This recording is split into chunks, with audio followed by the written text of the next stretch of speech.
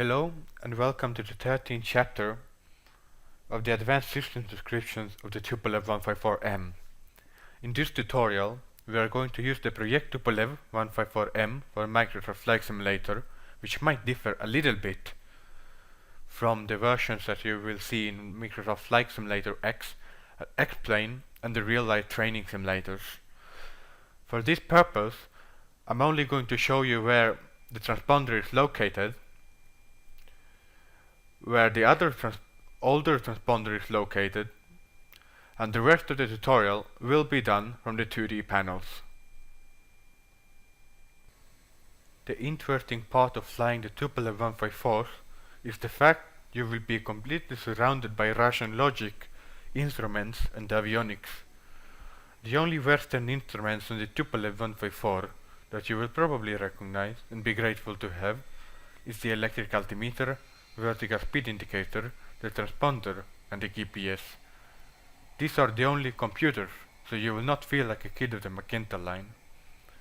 These systems were mainly retrofitted in the 90s to comply with modern air traffic safety regulations and might not be found on older versions of the aircraft. Now, back to Flight Simulator.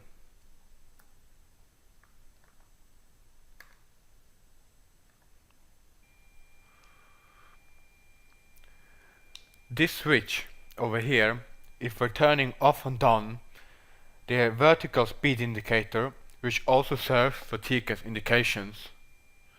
This switch has to be on in order for the system to work. This is the left one, the left vertical speed indicator, and the right vertical speed indicator, which also serves the TCAS indications. This switch here is the on and off switch for the transponder, and obviously has to be on. This switch is a processor and also has to be on.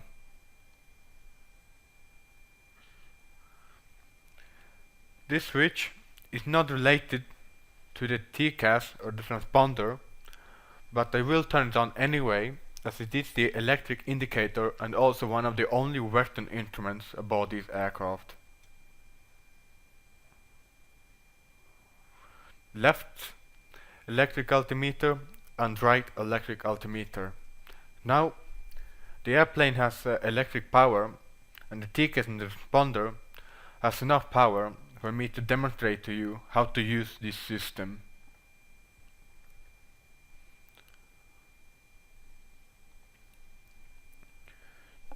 This button here turns on the TCAS, and you will see the default squawk code for VFR operations.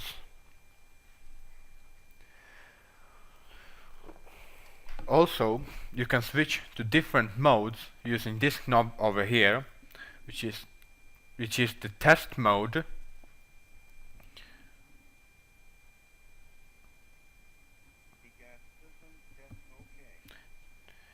the standby, on, altitude, VFR, traffic alerts, and traffic alerts and resolution advisories. It's common in the Tupolev 154 to use the traffic alert mode, but on VATSIM it might be easier to use the traffic alerts and resolution advisories. Also, you can change the squawk code by the click box over here.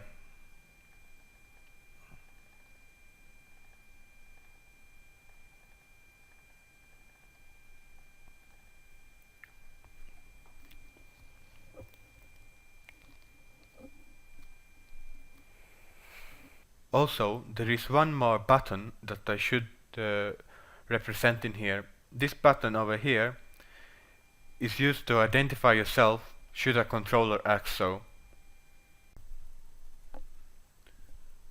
The vertical speed indicator serves for TCAS indications.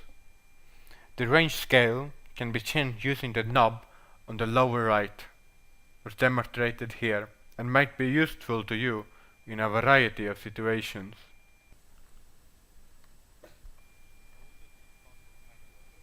The older transponder on the overhead is synchronized with the newer one, and they recommend using this older transponder to change the squawk code by using these white buttons on the bottom after setting the device to the AS position.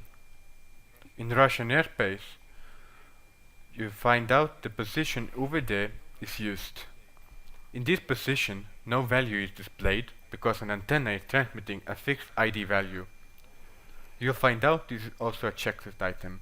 However, for flights out of Russia and on VATSIM, I recommend using the AS mode just in case the confused controller turns up.